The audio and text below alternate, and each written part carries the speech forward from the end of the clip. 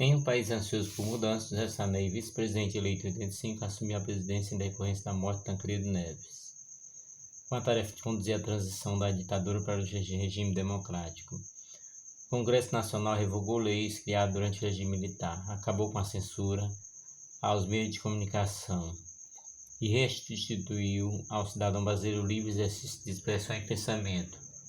O movimento sindicato também adquiriu liberdade de atuação, que levou à criação de centrais sindicais. Foi instituída ainda a liberdade de organização partidária, incluindo a legalização dos partidos comunistas. Em termos de transição democrática, o governo Sarney cumpria suas obrigações.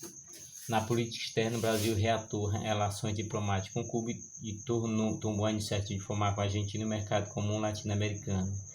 E com a adesão do Uruguai e do Paraguai, daria origem ao mercado comum do Sul, Mercosul, em 1991. A economia da nova república. A nova república se deparou com a pesada herança do regime militar, uma enorme dívida externa de cerca de 100 bilhões de dólares. Sendo alternativa, em 1987, o governo decretou moratória, ou seja, tomou a decisão unilateral de não pagar a dívida. No ano seguinte, ela foi negociada com o Fundo Monetário Internacional, FMI. Outro grave problema era a inflação. Em março de 1985, quando Sarney tomou posse, ela era de 12,7% ao mês. Os trabalhadores eram mais prejudicados, pois o salário recebido perdia parte do seu poder aquisitivo já no dia seguinte. Para enfrentá-los, o governo recorreu ao plano de estabilização, chamado de choques econômicos. O primeiro foi o Plano Cruzado, adotado em 1986. Ele congelava os preços de mercadorias, aluguéis, salário, tarifa pública e passagem pelo prazo de um ano. Além de substituir a moeda do país, que era então o cruzeiro, pelo cruzado, o efeito imediato foi desejado, uma brusca queda da inflação. Com isso, o índice de popularidade de Sarney se elevaram. Aproveitando-se do enorme apoio social, o presidente chegou a convocar os brasileiros pela televisão para ajudar na fiscalização do congelamento dos preços. Em poucos meses, contudo, o plano cruzado começou a desmoronar.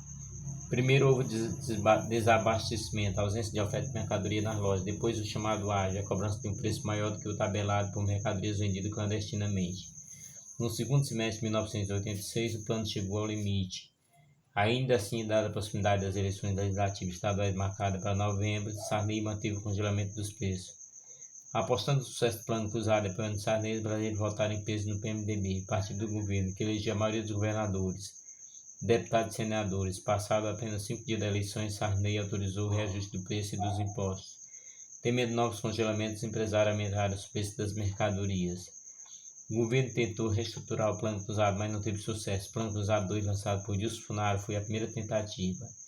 Em abril de 1987, Luiz Carlos Brás Pereira substituiu Gilson Funaro no comando da economia.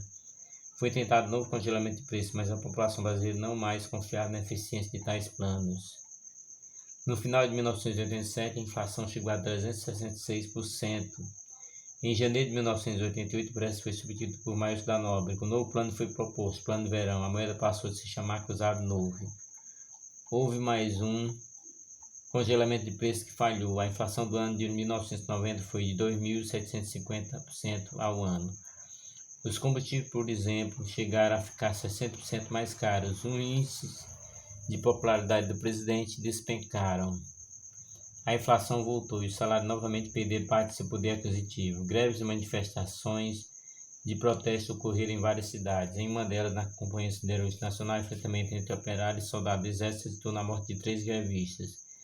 Em meio à crise econômica, intensificaram-se os conflitos sociais.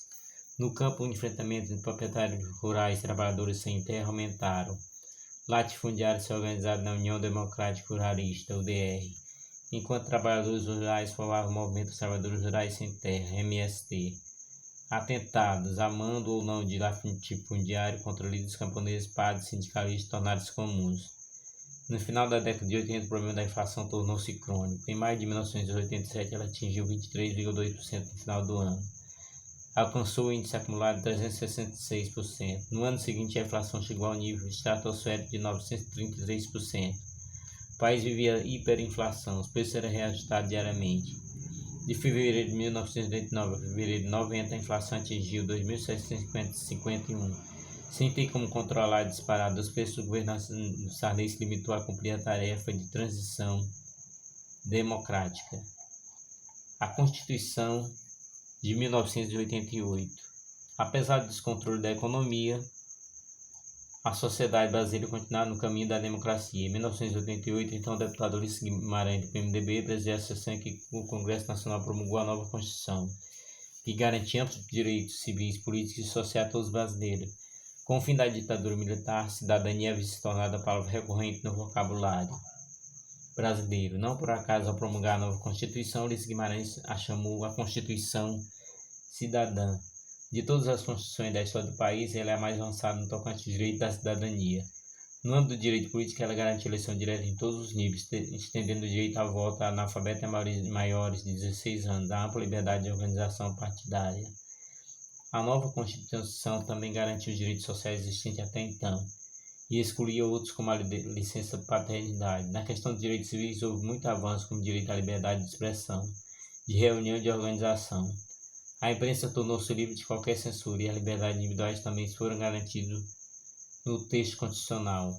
O racismo e a tortura tornaram-se crimes inafiançáveis. A Lei de Defesa do Consumidor, de 1990, transformou-se em importante instrumento de defesa dos cidadãos. Outra importante inovação foi a criação de juizados especiais, civis e criminais, facilitando o acesso da população à justiça. Também foram ampliados os poderes de instituições como a Defensoria Pública e o Ministério Público. Caçador de Marajás. Para a consolidação da transição democrática, estava ainda tão aguardada a eleição presidencial. Os brasileiros não elegiam presidente da República pelo voto direto havia quase 30 anos. A esquerda apresentava seus candidatos. O Partido dos Trabalhadores, na época identificado como Projeto Socialista, é Luiz Inácio Lula da Silva. O Partido Democrático Trabalhista, PDT, apresentou candidatura de Leonel Brizola, herdeiro do projeto trabalhista anterior a 64. Outros candidatos mais ao centro foram Ulisses Guimarães, do Partido Movimento Democrático Brasileiro, PMDB, e Mário Covas, do Partido Social Democracia Brasileira, PSDB. Partido de Direita e Conservadores também concorreram nas eleições, contudo as pesquisas foram rapidamente lideradas por um candidato quase desconhecido, Fernando Collor de Mello, do Inexpressivo Partido de Reconstrução Nacional, PRN. Collor havia feito carreira política no partido da ditadura e ganhava visibilidade no governo de Alagoas, especialmente após o corte de alto salário na máquina administrativa do Estado, o que fez ficar conhecido como Caçador de Marajás. Collor recebeu apoio de grupos econômicos poderosos e também da mídia, quando subiu nas pesquisas e se mostrou capaz de derrotar Lula e Brizola nas eleições.